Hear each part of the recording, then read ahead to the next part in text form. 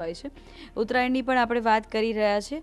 તો ઉત્તરાયણનું ચિત્ર જે તમે જોઈ રહ્યા છો કે પોળોની જે ઉત્તરાયણ છે એ ખૂબ વખણાય છે અને તમે પોળોને લઈને આ ઉત્તરાયણ બનાવી છે. આમ તો ઉત્તરાયણ તો આખા દુનિયામાં આપણી ઇન્ડિયાની ફેમસ છે અને એમાં પણ ગુજરાતની, અને ગુજરાતમાં પણ ફેમસ હોય તો અમદાવાદની. અને અમદાવાદીઓને પણ ખબર હશે કે તમે પોળ છોડીને પણ બીજા પોશ એરિયામાં રહેવા ગયા હશો, પણ ઉત્તરાયણના ટાઈમે તો તમે પોળમાં જ જશો. એટલે મને એવો વિચાર આવ્યો કે પોળનો કોન્સેપ્ટ રાખીને એક એવી ઉત્તરાયણ બનાવું કે આમ જોતાં જ દંગ રહી જાય ને યાદ આવી જાય કે ના, આવી ઉત્તરાયણ હોવી જોઈએ. એટલે ખૂબ જ નાના એરિયામાં મેં લગભગ 6 ટાઈપના મકાન બતાવ્યા છે અને એના રૂફ ઉપર ચડીને બાળકો પતંગ ચગાવતા હોય છે. કોઈ જગ્યાએ પતંગ ઝૂકી ગયો હોય છે, કોઈ પતંગ લૂંટતા હોય છે, કોઈ પતંગની દોરી ખેંચતા હોય છે, કોઈ પતંગ જોવાનો આનંદ માણતા હોય છે, કોઈ ટોપી પહેરીને બેઠા હોય છે. પછી કે લેડીઝ હોય તો લેડીઝ પતંગ તો ચગાવતા હોય પણ લગભગ એમનું કામ હોય છે ફિરકી પકડવાનું.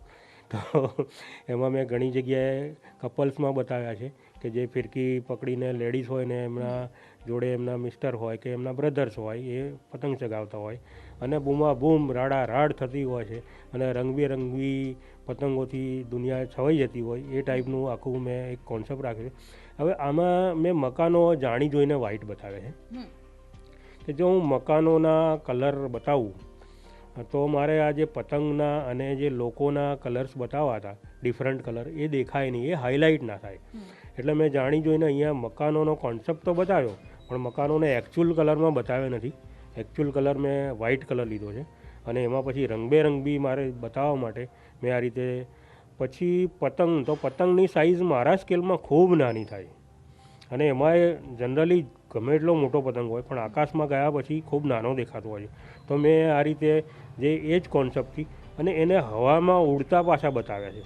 એવું નથી કે એક તો દોરી પકડી હોય હાથમાં, હવે દોરીનું જ મેં માણસો બનાવ્યા છે અને દોરીમાંથી જ મારે પતંગની દોરી પણ બતાવવાની.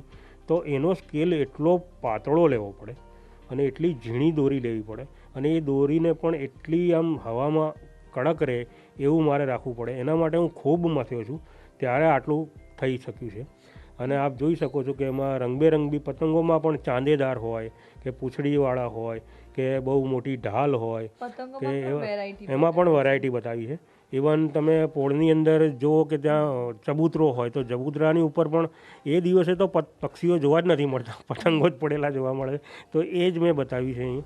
આ રીતે મારો એક કોન્સેપ્ટ છે. પછી રોડ છે, રસ્તાઓ ઉપર પતંગો જોવા મળતા હોય છે પડેલા કપાઈને, તો એ બતાવે. દોરીના ગૂંચળા હોય છે એ બતાવ્યું છે. ટોપીઓના કલરો જોવા મળે છે. કલરફુલ અમદાવાદ દેખાતું હોય છે એ દિવસે. અને ઉત્તરાયણની તો આખી અનેરી મજા છે અમદાવાદની, એ બતાવવાનો પ્રયત્ન કર્યો છું. ખૂબ સુંદર મજાની આ આર્ટ છે. તમે જોઈ રહ્યા છો કે કેટલી ડિટેલિંગ કરી છે, ડિટેલ દેખાઈ રહી છે વર્કમાં, કે સુંદર મજાનું એક આકાશ ઉત્પન્ન કર્યું છે, ઊભું કર્યું છે કે અને ઉત્તરાયણમાં જે કલરફુલ પતંગો દેખાતા હોય છે તે મિનિએચર આર્ટમાં દર્શાવ્યું છે.